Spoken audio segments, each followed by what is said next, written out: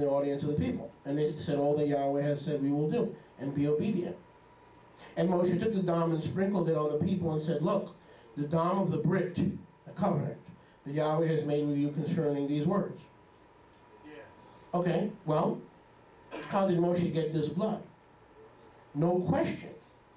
He caused Israel, how many tribes?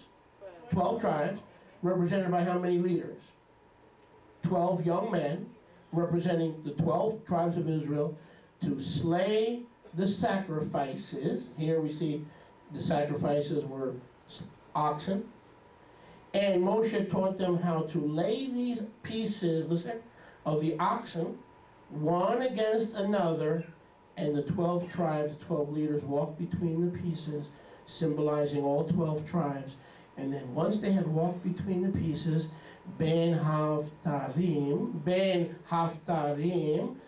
then he took the remnant of the blood and sprinkled the people. Did you get that? Yeah. He caused the whole nation to walk between the broken pieces of those sacrifices. A renewal of the covenant. Now again, as Israel's about to enter the land, in Devarim 29, we see the breaking of the pieces again. It started with Abraham, then it expanded to the 12 tribes, and before that generation that was born in the wilderness, the new generation, Yahweh renews the covenant with them before they what? Enter the land. Devarim 29:9, Numbers 29:9. I'm sorry, pardon me, Devarim 29:9. Here we have it again. Keep therefore the words of this Brit and do them, that you may prosper in all that you do. You stand this day before Yahweh your Elohim, captains of your tribes, your zechanim, your officers, all the men of Israel with you. Amen.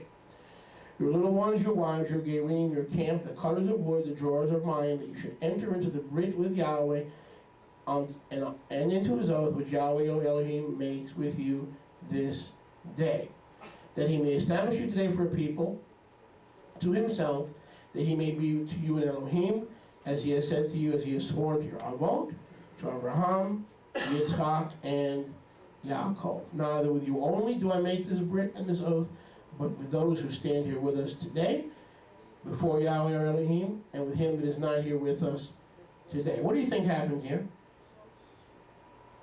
This new generation that was about to engage in a new level of work for Yahweh had to have the covenant personally renewed with them for a third time. You getting this? The first time was with who? Abraham Avinu. The second time was with what? The 12 leaders of the 12 tribes, when they had to walk between the pieces. And now that final generation had to walk between the same pieces. Moshe said, before Joshua takes over, before you go into the promised land, you've got to renew this thing personally. And it's not just for you personally, it's for you and all the generations that are not here, standing here, that are yet to be born. Amen? Amen? Amen.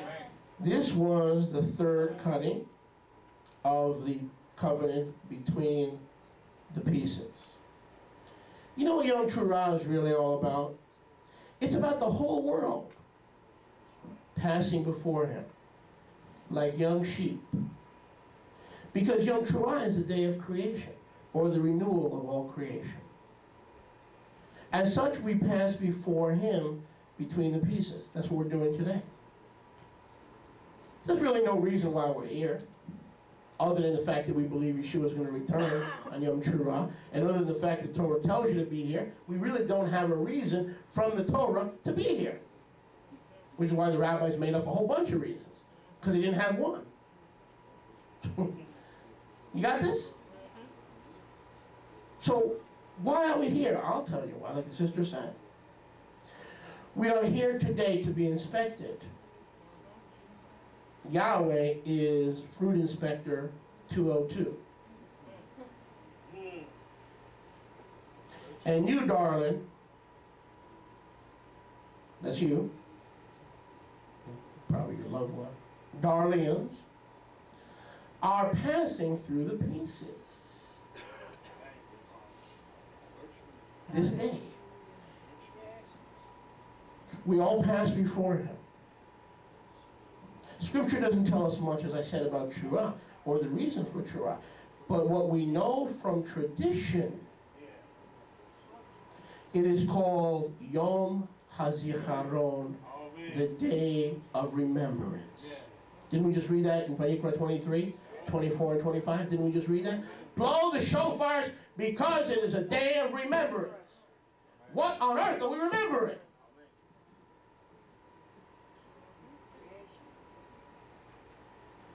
We're remembering that Yeshua is going to return? No, that's something in the future. We're remembering that we're sinners? No, we remember that every day. I know that every day I remember I'm a sinner. Yom HaZikaron, the Day of Remembrance, tells us to remember something. It gives us rituals to follow. Yeah, it sure does. It tells us how to walk between the pieces.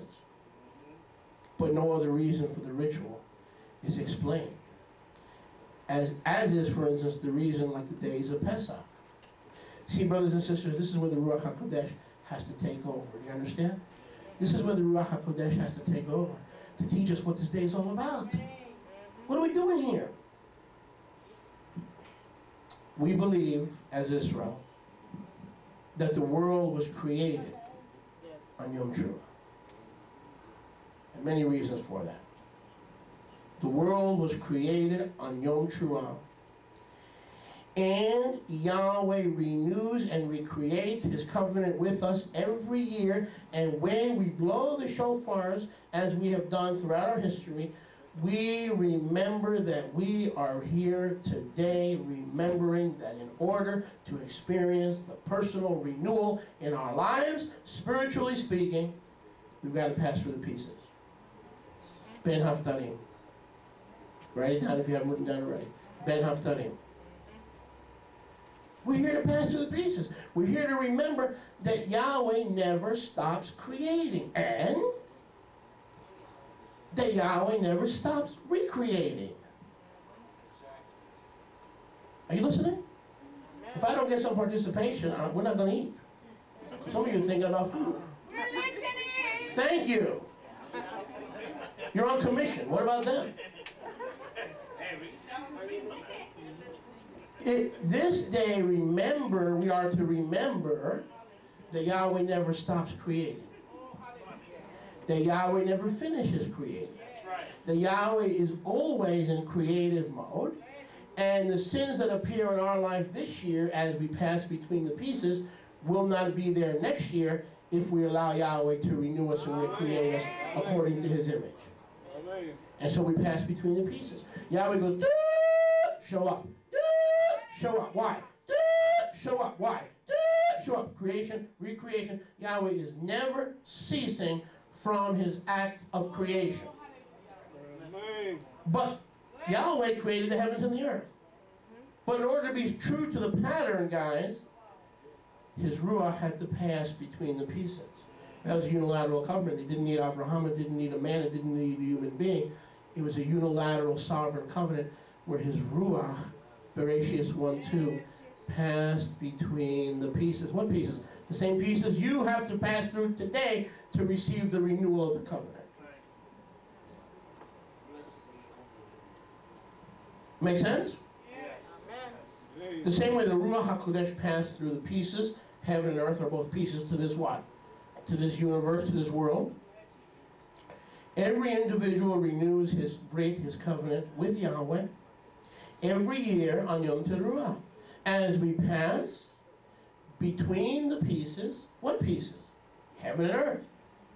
Are those not two key pieces to this universe?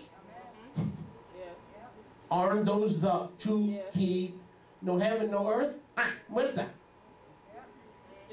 You got nothing, man.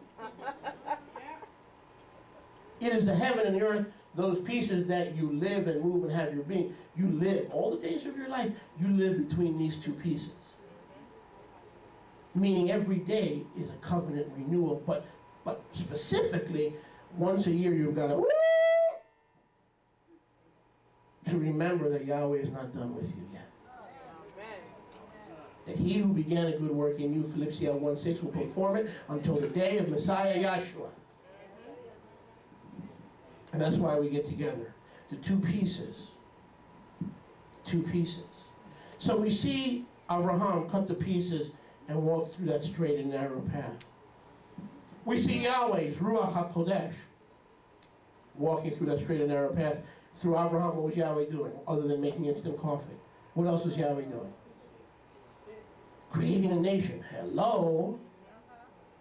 Yahweh was creating a nation, right? What's he doing with us? Creating. Creating the return of the exiles. Creating the return of our people to Torah. Creating the return of Judaism to biblical Judaism and the acceptance of blood Keporah.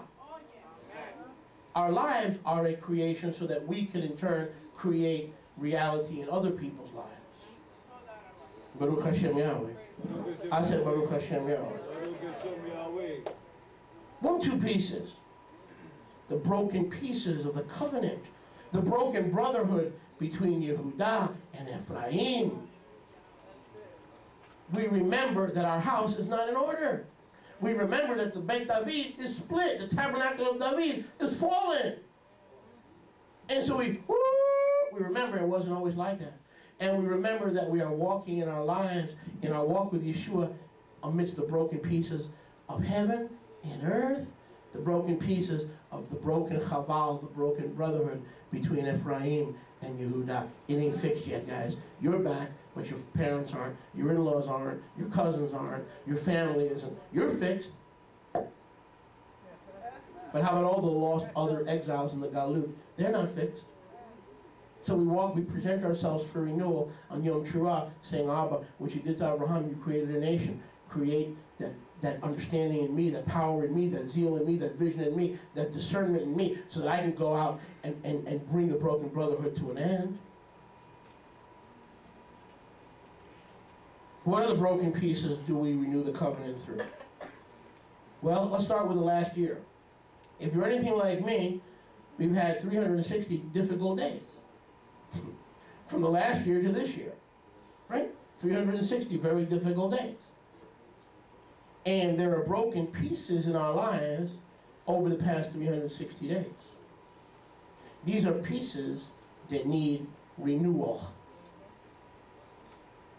Wouldn't you say that some days in your life over the past 360 days need renewal? Wouldn't you say that?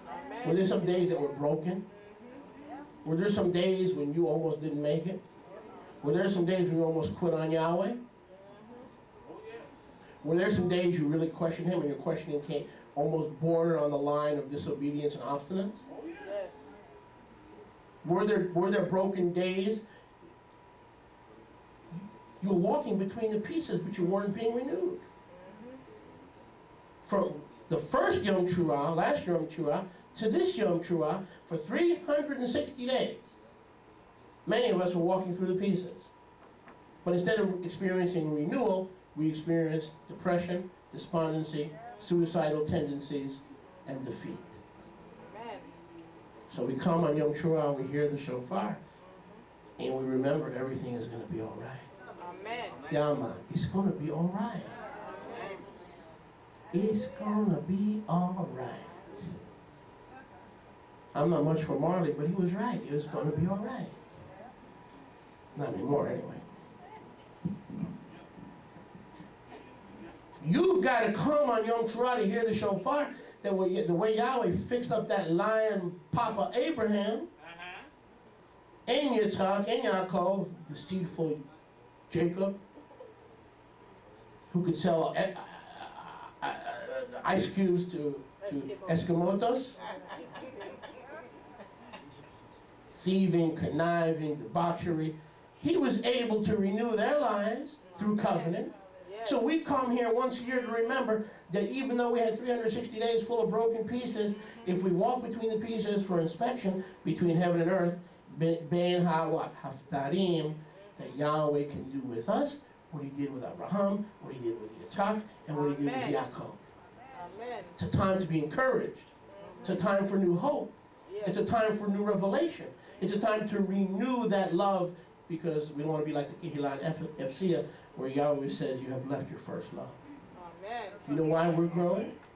When everybody else is shrinking, when Cornerstone is closing, when Good News is going out of business, when Messianic congregations don't have money to keep the door open, and we're building $30,000 hallways. You want to know why?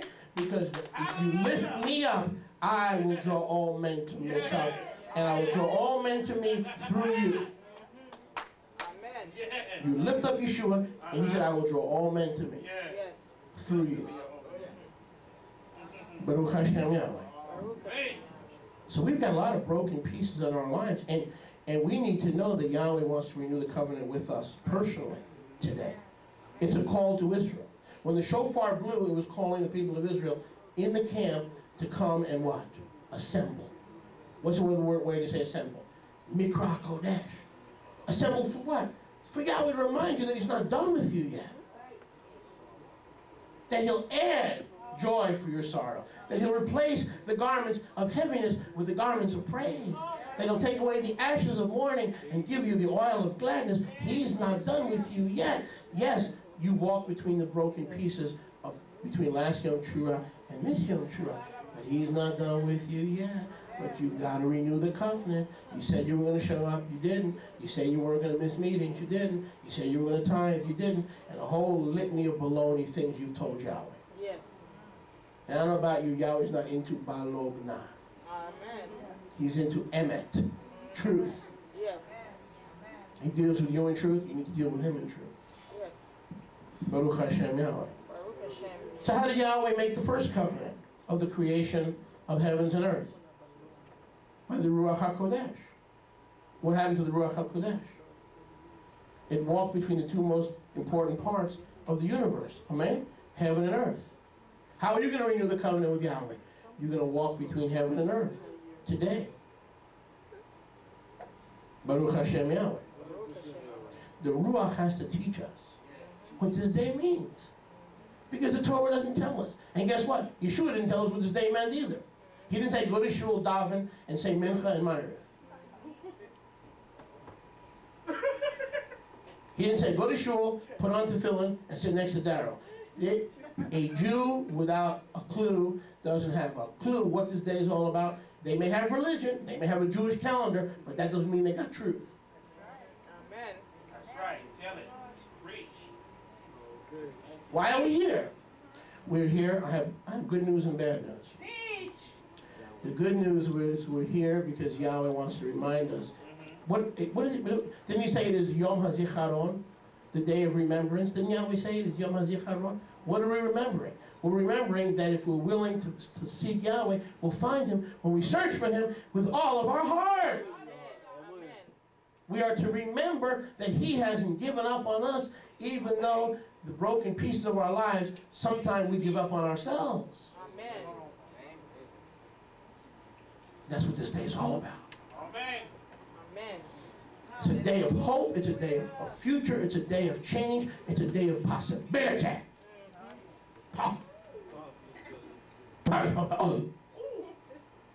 Turn to your neighbor and say possibility. You need to be reminded Yes. that you ought to have been snuffed out in the past year. Yes. Because you were a fly in Yahweh's ointment. Blessed be his holy name.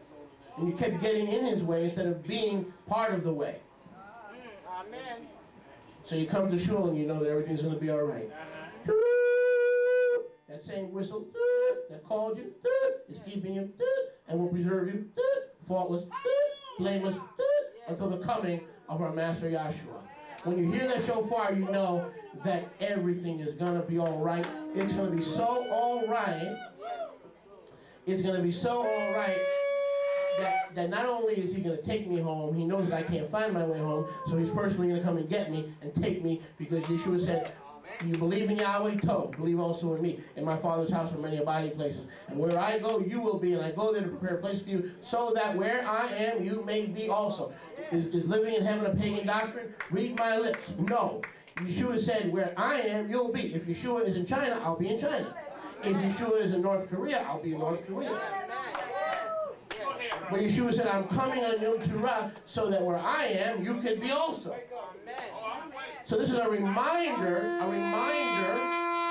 that we don't even need directions to get home, that Yeshua is coming to personally get us and bring us to eternal life in the bosom